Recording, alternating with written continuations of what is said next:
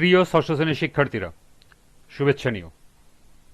আজকে আমি তোমাদের বাংলা বিষয়ের নতুন বই আনন্দ পাঠ থেকে ষষ্ঠ অধ্যায় হলুদ টিয়া সাদা টিয়া এর 40 পৃষ্ঠা থেকে বর্ণনামূলক উত্তর প্রশ্ন 1 সমাধান করে দেব।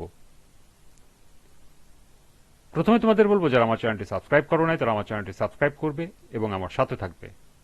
তাহলে চলো আমরা ক্লাস শুরু করি। আনন্দ পাঠ পৃষ্ঠা 40, বর্ণনামূলক প্রশ্ন 1। ক।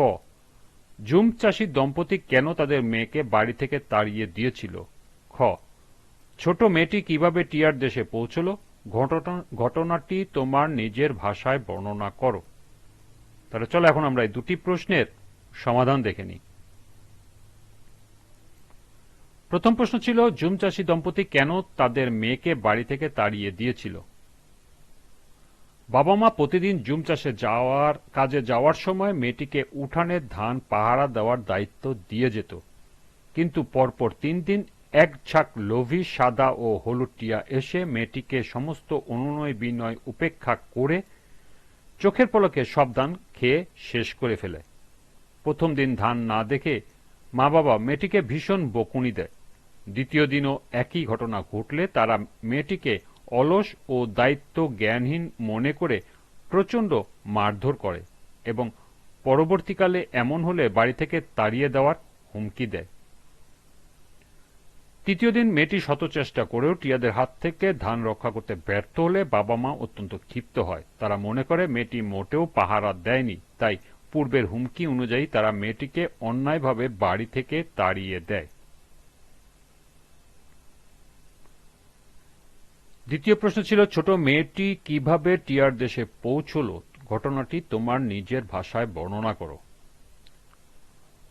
মা বাবার অন্যায়, রাগ ও অপমান সহ্য করে ছোট মেয়েটি কাঁদতে কাঁদতে সাদা টিয়া হলুদ টিয়ার উদ্দেশ্যে রওনা দেয়। সে জানত না টিয়াদের দেশ কোথায়, তবুও আশা নিয়ে পথ চলতে থাকে। দীর্ঘ পথ হাঁটতে হাঁটতে সে ক্লান্ত হয়ে পড়ে। এমন সময় তার সঙ্গে একজন রাখালের দেখা হয়। মেয়েটি রাখালকে টিয়াদের দেশের সন্ধান জিজ্ঞাসা করলে রাখাল তাকে একটু আদর করে একটু ভাত ও পানি খেতে দেয়, তারপর দক্ষিণ পূর্ব দিকে যেতে বলে। মেয়েটি আবার পথ চলা শুরু করল। কিছুদূর যাওয়ার পর সে এক মেষ পালকের কাছে পৌঁছায়। মেষ পালকও তাকে স্নেহের সঙ্গে বসতে দেয়, খাবার খেতে দেয় এবং দক্ষিণ পূর্ব দিকের পথ দেখিয়ে দেয়। এরপর সে সারাদিন হাঁটতে হাঁটতে সন্ধ্যায় এক অশ্ব রক্ষকের কাছে পৌঁছে। অশ্ব রক্ষকও তাকে বিশ্রাম নিতে বলে এবং একই পথে এগিয়ে যেতে উৎসাহ দেয়। এরপর মেয়েটি আরো অনেক দূর অতিক্রম করে এক হস্তী রক্ষকের কাছে পৌঁছায়। তখন সে খুব ক্লান্ত এবং অবসন্ন হয়ে পড়েছিল। হস্তী রক্ষক তাকে সাহস দিয়ে জানালো যে সে সঠিক পথেই এসেছে এবং আর মাত্র এক ক্রোশ পথ গেলেই সাদা টিয়া হলুদ টিয়ার দেশের দেখা পাবে। হস্তী রক্ষকের কথাটা শুনে মেয়েটি নতুন সাহস পায়। অবশেষে অনেক কষ্টের পর সে টিয়াদের দেশে পৌঁছে যায়। সেখানে সে একটি সুন্দর সুবর্ণ অট্টালিকা দেখতে পায়। টিয়ারা তার পরিচয় ও দুঃখের কথা জেনে তাকে সাদরে গ্রহণ করে। তারা তাকে স্নান করায়, সুন্দর পোশাক দেয়, ভালো খাবার খাওয়ায় এবং বিশ্রামের ব্যবস্থা করে। সুতরাং বলা যায়, সমগ্র যাত্রাপথ জুড়ে মেয়েটির বিনয়, নম্র স্বভাব এবং বড়দের প্রতি শ্রদ্ধাবোধের কারণেই সে পথের সমস্ত মানুষের ভালোবাসা ও সঠিক দিক নির্দেশনা পেয়েছিল।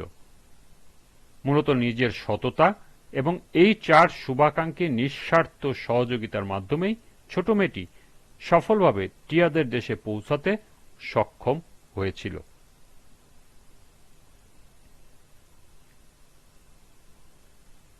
এই ছিল 40 পৃষ্ঠার বর্ণনামূলক উত্তর প্রশ্ন 1 এর সমাধান। আজকের ক্লাসটি এ পর্যন্তই।